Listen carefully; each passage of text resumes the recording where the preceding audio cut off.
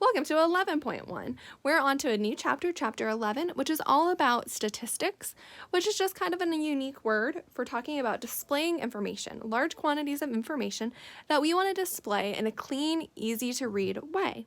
And so our example today is one prompt that then is displayed in 3 different manners. So let's look at our prompt. Our prompt says, Amy asks students in her grade how many CDs they own. I know CDs are a little bit antiquated for you guys, but nonetheless, she's asking her classmates how many CDs they own. She displays her data in a frequency table. Each tally stands for 1 CD. All right. I do think they have some typos on this sheet, so just listen to me, not necessarily the page. All right. So this one right here is her frequency table. And now what Amy is doing is she's asking each of her friends. She says, how many CDs do you own? Tally a box. If you own 17 CDs, put a tally in the box. If you own 18 CDs, tally. If you own 19 CDs, put a tally. 20 CDs, tally, so on and so forth. So each tally represents a student who owns that number of CDs. So in this case, if you own 17 CDs, you would tally here. If you own 22 CDs, you would put a tally here. The frequency is just the number of times a particular event occurs. So if we look at 17 CDs, there are 6 tallies. Those 6 tallies represent 6 students. So there is a frequency of 6. There are 6 times that this event occurred of someone owning 17 CDs. For the event of owning, of any student owning 18 CDs was only 1. 1 student owns 18 CDs. 5 students own 19, so there was a frequency of 5. A frequency of 5 students for any given event, the event being owning 19 CDs. 3 students own 20, 1 student owns 21 CDs, 4 students own 22 CDs, 2 students own 23, 4 students own 24. And so this method of event and frequency is called a frequency table. Now, if we look right here, we have something called a line plot. This line plot still goes back to our original question of Amy asking the people in her grade how many CDs they own. So here again, we see our prompts, 17 CDs, 18 CDs, 19, 20, 21, 22, 23, 24 CDs. And then we have these little X's. And each one of these X's represents a student owning that number of CDs. So again, ignore this. I think that's a typo. Anyways. So in the frequency table, we said there were 6 students who had 17 CDs. Well, if each X represents a student, we have 1, 2, 3, 4, 5, 6. 6 students have 17 CDs. 1 student has 18, sorry. 1, 2, 3, 4, 5. 5 students have 19. 3 students have 20. 1 has 21. 4 students have 22. 2 have 23. And then 4 students have 24 CDs. And now this is called a line plot, where you're putting your event here, and your frequency or your answers are the thing that you're creating the X for. Here we have a histogram. She also made a histogram to show the frequencies. The bars represent the interval of equal sizes. The height of each bar gives the frequency of the data, so it's just another way of quickly being able to look at a picture and to be able to pull out a lot of information from a prompt or from a lot of data. From this kind of diagram, from a histogram, you're able to quickly see what is my most frequent occurring event. And you'll see it's this second box, the 19 to 20 category. You're able to see, okay, the most amount of students own between 19 and 20. But the thing to remember with a histogram is it's represented with intervals. Whereas each of these is a single 17 CDs, 18 CDs, 19 CDs. Histogram is an interval, meaning a reoccurring set of numbers. So here, it's grouping 2 together, 17 and 18 CDs, 19 and 20 CDs, 21 and 22, 23 and 24. All right, let's work through these together now. Use the frequency table for exercises 1 through 3. This here is the frequency table we're using, and now let's read our prompt in question 1. Miss Ortiz's class is planning a school garden. They ask her students how many rose bushes they want in the garden. She recorded the data in a frequency table. Complete the table. Okay, so number of rose bushes. 1 rose bush.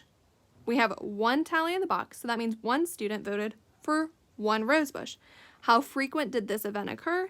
It only occurred 1 time. Okay, so number of bushes that you could vote for. You could vote to have 2 bushes. And now we count the tallies to see how frequently that occurred. How often did students vote for 2 bushes? Well, it only got 4 votes, so it had a frequency of 4.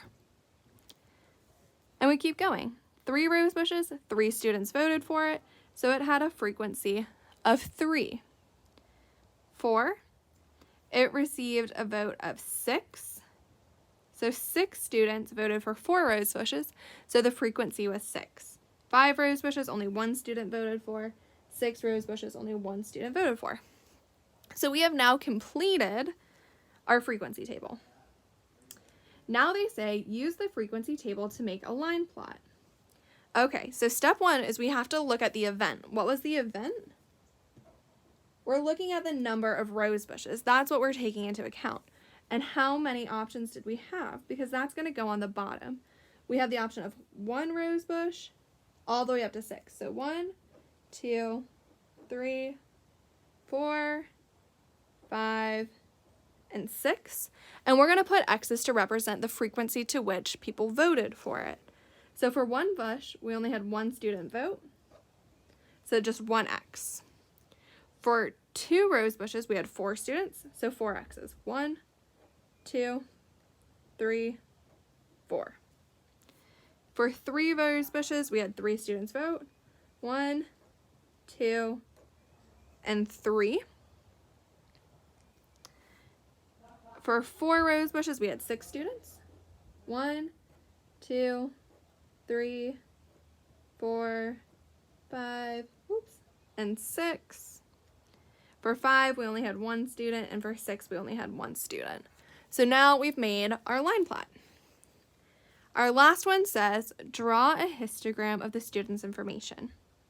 All right, easy enough.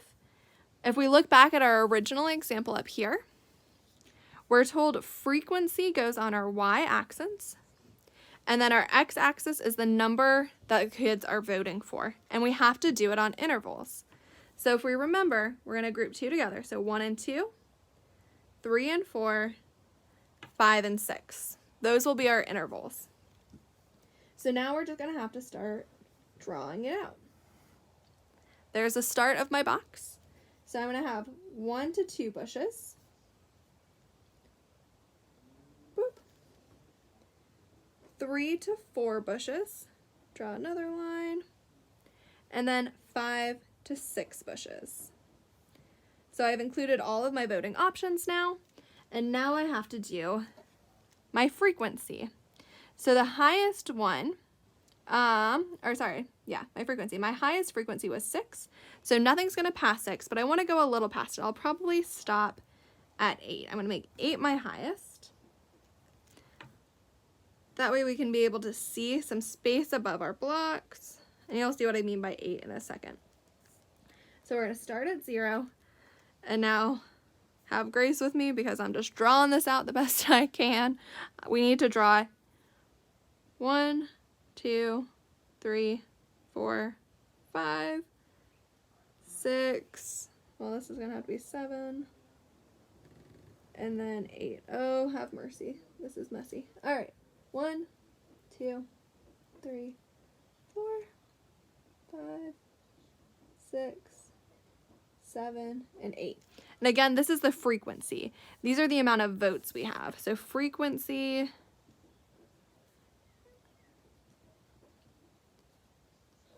is our y-axis. And so, okay, how many votes did we have for 1 to 2 bushes? If we're combining both of these categories, we had 1 for 1 bush and 4 votes for 2 bushes.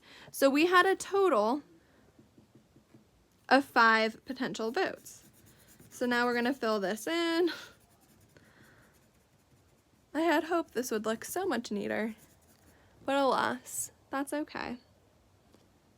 This is our line, and then everything colored in represents the joint set between votes for 1 bush and 2 bush, which again, 1 vote for 1 bush, 4 votes for 2 bushes, so a grand total of 5 votes between 1 and 2. Now we want to see how many votes were for 3 and 4 bushes. 3 and 4 bushes. 3 bushes had 3 votes. 4 bushes had 6 votes. So we have a total of 9 votes. Oh dear. And I only drew it up to 8. So we're going to make it go a little bit higher again. That's okay. Miss Lewis isn't watching, right? No one's judging my art abilities here. So that means if this had 9 votes, we just had to increase our frequency up to 9. That means for 3 to 4 bushes, the entire box gets filled in because we have to go all the way up to a frequency of 9. 3 plus 6 again is 9 to represent the amount of people who voted for 3 bushes and 4 bushes. All right, luckily the next one is significantly smaller. So our last interval are for 5 to 6 bushes. So up here, number of rose bushes, 5 and 6. We had 1 person vote for 5, 1 person vote for 6. So we had a combined vote of 2. Only 2 people voted for either 5 or 6 bushes. So our line is right about here, right? So here was our mark for 2, a frequency of 2. We're going to draw it out.